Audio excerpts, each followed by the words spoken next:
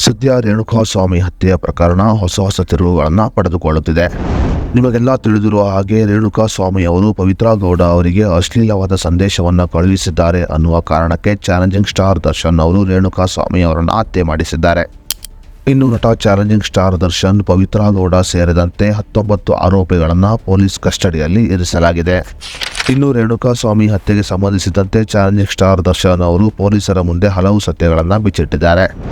ಇನ್ನು ರೇಣುಕಾಸ್ವಾಮಿ ಹತ್ಯೆಗೆ ಸಂಬಂಧಿಸಿದಂತೆ ನಟ ಚಿಕ್ಕಣ್ಣನವರಿಗೂ ಕೂಡ ಪೊಲೀಸರು ನೋಟಿಸನ್ನು ಕಳುಹಿಸಿದ್ದಾರೆ. ಇನ್ನು ದರ್ಶನ್ ಅವರ ಈ ಪ್ರಕರಣಕ್ಕೆ ಸಂಬಂಧಿಸಿದಂತೆ ಹಾಸ್ಯ ನಟ ಚಿಕ್ಕಣ್ಣ ಅವರು ಕೂಡ ಸಂಕಷ್ಟಕ್ಕೆ ಸಿಲುಕಿಕೊಂಡಿದ್ದಾರೆ. ಅದೇ ರೀತಿಯಲ್ಲಿ ಪೊಲೀಸರು ಚಿಕ್ಕಣ್ಣ ಅವರನ್ನು ವಿಚಾರಣೆ ಮಾಡಿದ್ದು, ಪೊಲೀಸರ ಮುಂದೆ ಚಿಕ್ಕಣ್ಣ ಅವರು ಹಲವು ವಿಚಾರಗಳನ್ನು ಬಿಚ್ಚಿಟ್ಟಿದ್ದಾರೆ. ಹಾಗಾದರೆ ಪೊಲೀಸರ ಮುಂದೆ ಚಿಕ್ಕಣ್ಣ ಹೇಳಿದ್ದೇನು ಅನ್ನೋದರ ಬಗ್ಗೆ ಸಂಪೂರ್ಣ ಮಾಹಿತಿಯನ್ನು ಈ ವಿಡಿಯೋದಲ್ಲಿ ನಾವು ನಿಮಗೆ ತಿಳಿಸಿಕೊಡ್ತೀವಿ. ಅದಕ್ಕೂ ಮುನ್ನ ನೀವಿನ್ನೂ ನ್ಯೂಸ್1 ಕನ್ನಡ ಯೂಟ್ಯೂಬ್ ಚಾನಲ್ ಸಬ್ಸ್ಕ್ರೈಬ್ ಮಾಡಿಲ್ಲ ಅಂದರೆ ಈಗಲೇ ಸಬ್ಸ್ಕ್ರೈಬ್ ಮಾಡಿ ಮತ್ತು ಪಕ್ಕದಲ್ಲಿರೋ ಬೆಲ್ ಐಕಾನ್ ಕ್ಲಿಕ್ ಮಾಡಿ ಹಾಗೂ ವಿಡಿಯೋವನ್ನು ಸ್ಕಿಪ್ ಮಾಡದೆ ನೋಡಿ. ನಟ ದರ್ಶನ್ ಅವರು ಈ ಹತ್ಯೆ ಮಾಡಿಸುವ ಮುನ್ನ ಚಿಕ್ಕಣ್ಣ ಸೇರಿದಂತೆ ಹಲವು ನಿರ್ಮಾಪಕರ ಜೊತೆ ಪಾರ್ಟಿಯನ್ನು ಕೂಡ ಮಾಡಿದ್ದರು. ಇನ್ನು ಈ ಪಾರ್ಟಿ ಮುಗಿಸಿ ಬಂದ ಚಾಲೆಂಜಿಂಗ್ ಸ್ಟಾರ್ ದರ್ಶನ್ ಅವರು ಈ ಹತ್ಯೆ ಮಾಡಿಸಿದ್ದಾರೆ. ಇನ್ನು ದರ್ಶನ್ ಅವರ ಜೊತೆ ಚಿಕ್ಕಣ್ಣ ಅವರು ಕೂಡ ಪಾರ್ಟಿಯಲ್ಲಿ ಭಾಗಿಯಾಗಿದ್ದ ಕಾರಣ ಪೊಲೀಸರು ಚಿಕ್ಕಣ್ಣ ಅವರಿಗೆ ನೋಟಿಸ್ ಕಳುಹಿಸಿದ್ದಾರೆ.